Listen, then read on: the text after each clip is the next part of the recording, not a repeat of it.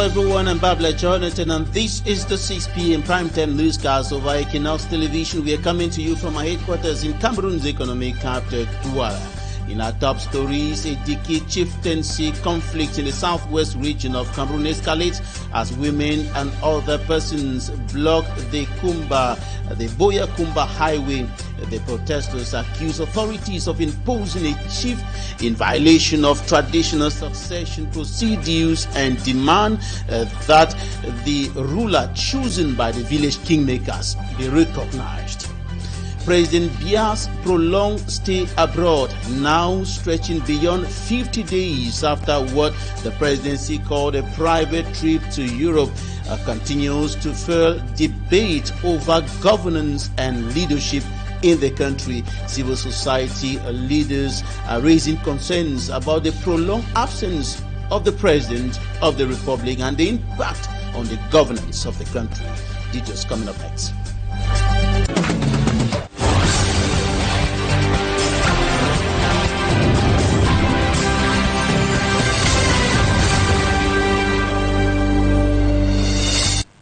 The legality of presidential decrees signed while President Paul Biya remains abroad is now facing a fresh legal challenge. Prominent Cameroonian lawyer Barrister Christian Timban Bomo argues that the head of state's prolonged absence amounts to a resignation and is calling on a constitutional council to declare a vacancy. He's asking that the constitutional council should declare a vacancy at the helm of the state, insisting that exercising presidential powers from outside the country violates the constitutional requirements of the republic. Malaglory tells us more.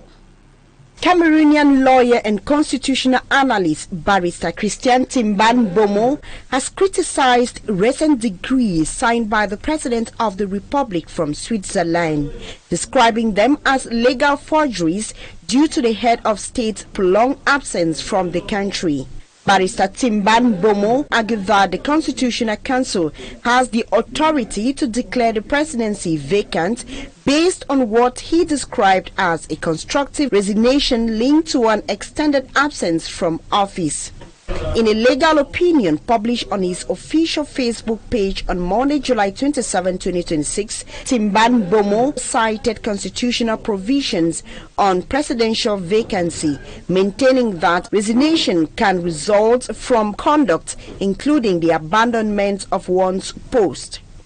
According to the legal mind, the President of the Republic, like any human being, can fall ill and seek treatment abroad for months, and this alone does not warrant a vacancy.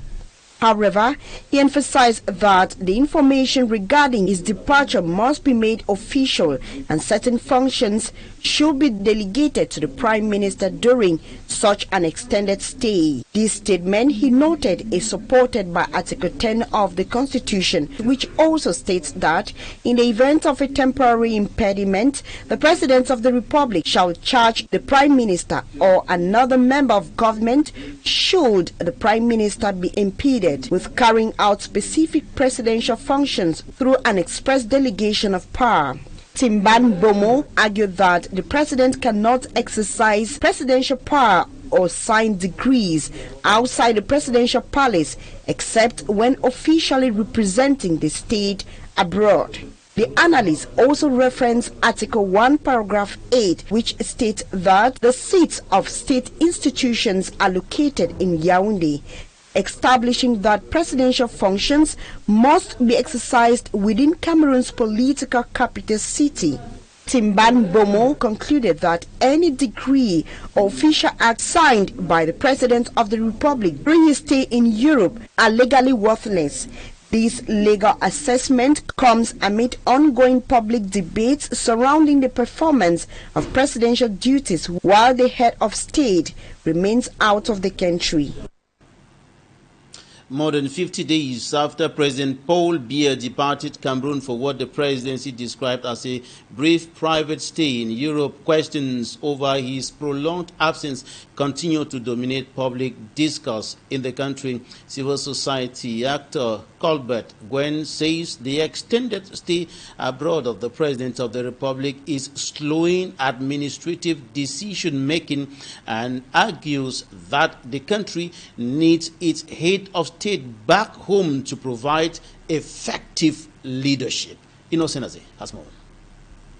Cameroon's political and social landscape has in recent years been heavily marred by inequality in treatment and the growing prevalence of hate speech. Lawyers under the African Bar Association Cameroon chapter say there is a need for them to play their part in curbing these social ills.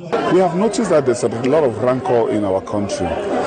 There's a lot of hate speech. There's a lot of differences. People counting their capabilities and abilities. People counting their 10 toes in front of people who have 9, and a lot of discrimination. Because of that, the African Bar Association Cameroon chapter decided that we should start a national conversation wherein we can set a roadmap for tolerance and acceptance so that all of us can live in this country and live as one person. The Rega minds have been urged not to confine themselves to courtrooms alone, but also to engage in active advocacy against discrimination and hate speech. The lawyers have a role to play that is bigger than just being in the courtroom. It's not only defending clients, it's defending the society. The bar also is a microcosm of the state of Cameroon. Not so every tribe, every culture, every language, every religion is found in the bar. Yes, we have to focus on what happens in the court, the rule of law, but what about the rule on social media also? What are we doing as lawyers to foster, to strengthen human relationships? Through roundtable discussions, the root causes of the challenges fueling social division and discrimination were brought to the limelight. This conference is very, very timely because it deals with the issues squarely. We know what is happening on social media as it speaks itself, and we think that this conference is trying to bring it clear that lawyers must live together. And the General Assembly is a combination of all lawyers in Cameroon. And I think that we have to be together. We have to know that people have different ideas, different cultures, different ways of seeing things. As the lawyers resolve to stand against the unjust treatment of fellow Cameroonians, it is hoped that their efforts will help reduce such behaviors and promote greater social cohesion across the country.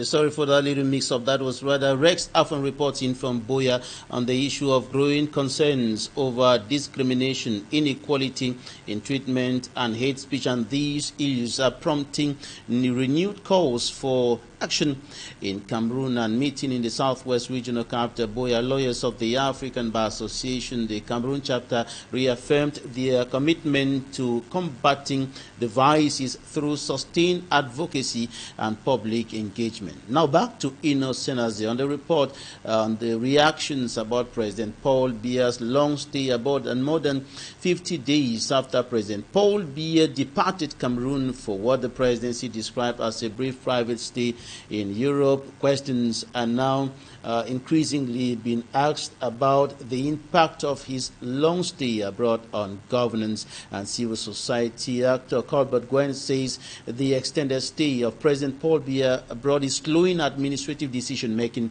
and argues that the country needs its head of state back home to provide effective leadership. Innocent. President Biya's prolonged stay abroad is really a concern. Civil society actor Colbert Gwen is among those questioning President Paul Biya's prolonged stay abroad. He says spending more than 50 days outside the country is excessive for a 93-year-old leader expected to steer national affairs. Hospitals are open, schools are open, the security are doing their job, people are collecting taxes, and law and order is being maintained. But what is important is that is more of administrative work. Nothing about governance is being done, because the major decisions are actually centralized in the hands of the president. And when he moves, they are moved away with the key. And that is why we are seeing a lot of retardation in virtually everything that is happening in these countries, because a lot of power has been centralized in the hands of one person. So very difficult. As criticisms over the president's absence grows, government officials insist he remains fully in charge from abroad. But Colbert Gwine disagrees, arguing that for a whole month we have not heard from him, but for the few decrees that appointed some board members to SNIs doesn't show enough that he's actually monitoring the day-to-day affairs of the country. Of course, as I've said, there's more of administration that is going on, and what we're talking about is governance. You don't stand for a presidential election and spend taxpayers' money the way Cameroon spent in 2025, October 2025, to monitor events from abroad. If it's just about monitoring, any other person can monitor. Like many other civil society voices, Colbert Gwine believes governing from within Cameroon sends a stronger message and allows for more effective leadership. We need people on the ground, we need the president on the ground to make sure that he actually gives a push, a political push to policy decisions that are lagging. And we've had this for a very long time. Of course, there was a change of the constitution to introduce the post of a vice president. It's becoming very difficult for Cameroon to have stable institutions with the situation currently going on, because the president is not there to assure that the position is filled and the government itself is re-engineered, because we need re-engineering of the government for things to move faster. So it makes no sense to say that somebody is running a country from abroad. With no end to the president's stay abroad announced, the debate over his prolonged absence shows no sign of fading. A peaceful protest by women in Ediki in the southwest region of Cameroon, notably in the Meme division, brought traffic to a standstill along the Boya-Kumba highway today, and the demonstrators are rejecting the installation of a new chief, insisting the appointment ignored traditional procedures, and are calling on authorities to recognize the chief chosen by the village kingmakers. Mala Glory tells us more.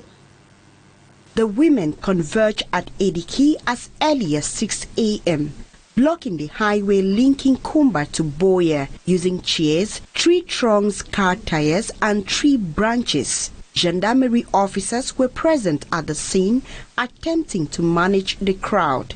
However, their presence did not deter the women, who carried placards, peace plans while chanting solidarity songs. The women were protesting the forceful imposition of a new traditional ruler in Ediki village, rejecting the leader imposed on them in favor of the candidate chosen by the villagers. Chief. So NGO no get no right for impose for our chief for our village. You know our village person. So many no say they for cancel the book. If you no cancel the book, this no go be. Next time we visit, we go be for office. According to the protesters, the newly appointed chief brings division rather than unity to the community. And this wrong chief, the torment we inside this ATK where we take it. No peace, no day for all man. Denouncing his leadership entirely, the women firmly asserted that they will never accept him, for his prefectorial order was never approved by the kingmakers, maintaining that the village already has a better choice for the throne. He don't impose him, say our chief. But we know our chief that the village choice, not chief. The protesters are calling on the administrative authorities to initiate an immediate dialogue with the village kingmakers to find a lasting solution to the chieftaincy crisis. Again, the best thing I want to say is you with you. Me, they can't get consultative word with the kingmakers, because this prefectorial order where he give that retreat, no kingmaker no sign for this. So it was only thanks to the intervention of Captain Sokane Lambe, the gendarmerie company commander for Kumba, that the women agreed to clear the road, allowing circulation to resume. However, the protesters warn that they will return to the streets if their grievances are not addressed as soon as possible. Out of Cameroon, Chad becomes the latest nation to announce its withdrawal from the International Criminal Court, the ICC, complaining that the tribunal's effectiveness was limited and uneven, and its activities were focused on Africa. The move follows pressure from the United States, which earlier this month announced a campaign against the ICC, threatening more sanctions and accusing it of posing an intolerable threat to U.S. sovereignty. And now elsewhere on the African continent, Senegal's President Bassirou Diomaye Faye, who doubles as president of the chairperson of the Economic Community of West African States, ECOWAS, takes his first official visit in that capacity to Burkina Faso. And Bassirou Diomaye Faye arrived at Burkina Faso today, and this is his first diplomatic visit in two capacities as the head of state of Senegal and the current president or chairperson of ECOWAS, a responsibility assigned to him by his peers during the summit in Freetown. That was on July 19, 2026. And this meeting with the Malian transition leader, General Simi Goïta, who is now the head of state, takes place in a climate of regional tensions in the ECOWAS region as a result of the withdrawal of the Sahel nations from ECOWAS. Now in sports, violence has overshadowed match day 4 of the national interposed tournament after angry supporters of Razier FC Nous invaded the pitch, vandalized stadium property, and allegedly assaulted the match referee and a journalist. Meanwhile, in Morocco, the indomitable Lionesses begin their Women's Africa Cup of Nations campaign against Mali, with their sights firmly set on securing a place at the FIFA Women's World Cup. Manjikan Gebre tells us more in this report. It was chaos at the CAF Excellence Center after Day 4 national Interpol clash between Razier FC of Nous and Bavmen United from the Northwest. Angry supporters of Razier Football Club of Nous, who would have wished to see their team, why not pick up 3 points and, of course, stand a chance of qualifying for the Elite 2 Championship. They got into the pitch, eventually attacked the match officials, especially the central referee Abdul Razak, after the likes of Mayor Mbebe had already seen out of the field.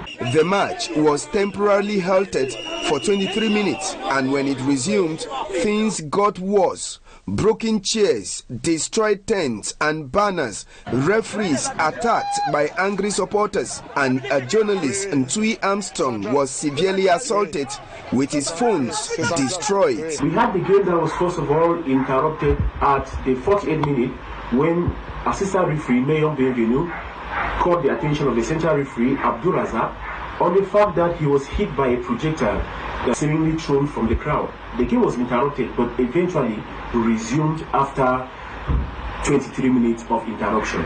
The poor officiating by match officials has been linked to the incident, but this is not the first time. Last year, officials were beaten during a match involving Mintak FC of Upper Sanaga over disputed officiating. For now, Fecafoot is yet to make an official statement on the latest incident. We now shift focus to Morocco, where Cameroon's indomitable Lionesses begin their WAFCON 2026 campaign this Wednesday. They face Mali in what promises to be one of the tournament's early blockbusters. Cameroon comes in with pedigree, 3-time WAFCON finalists in 2004, 2014 and 2016, and regulars at the FIFA Women's World Cup. That experience could be key, but Mali will not be pushovers. The West Africans are known for athleticism, disciplined defending, and deadly counterattacks. With the tournament now expanded to 16 teams, both sides will be desperate to make an early statement since they all came through invitation because of the expansion of the tournament. Kickoff is this Wednesday.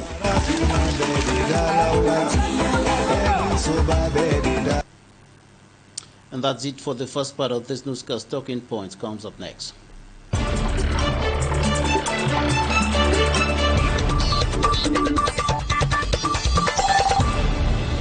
Thank you for staying with us in Talking Points. Joining us from Maryland, United States of America, our guest today is Kenneth Nde, a Cameroon-born political commentator and member of Project Cameroon, also known as Project C. Thank you for joining us today. Let's begin by having your perspective about the whole debate concerning President Paul Biya's prolonged stay abroad.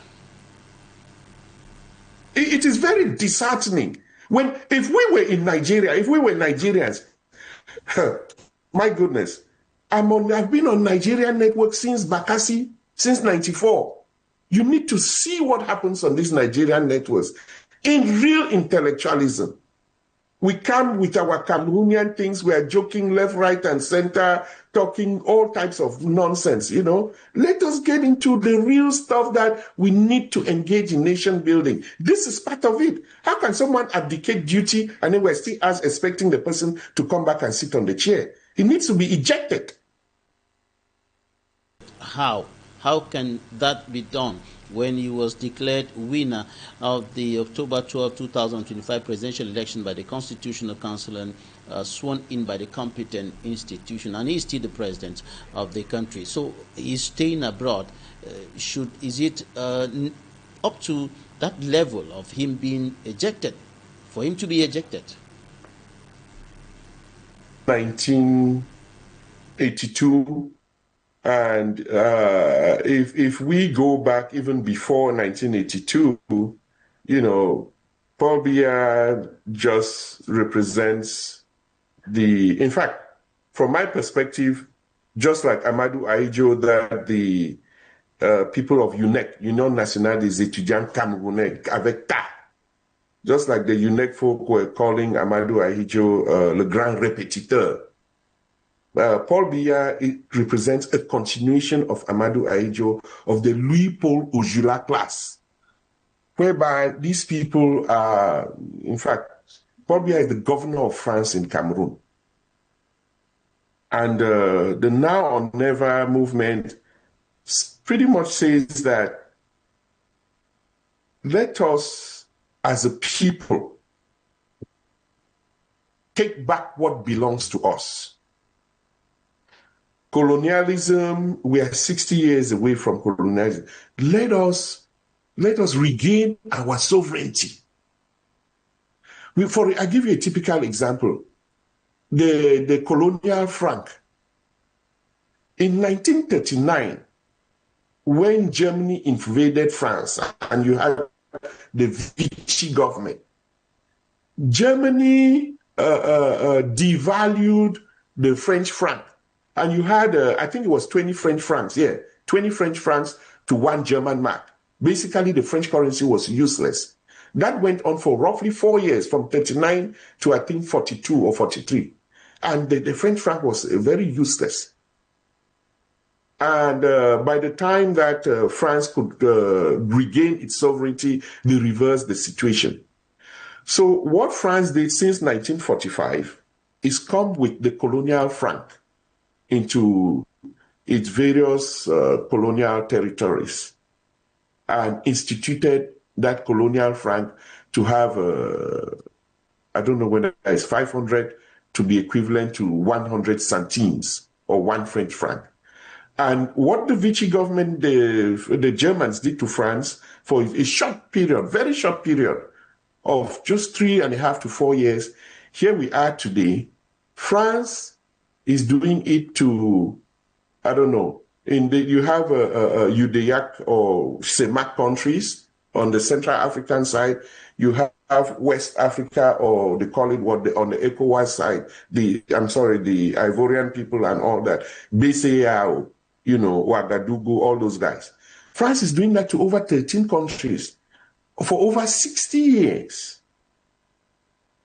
So now and never is, well, the people in Ouaga, in Burkina Faso, they've already emancipated themselves.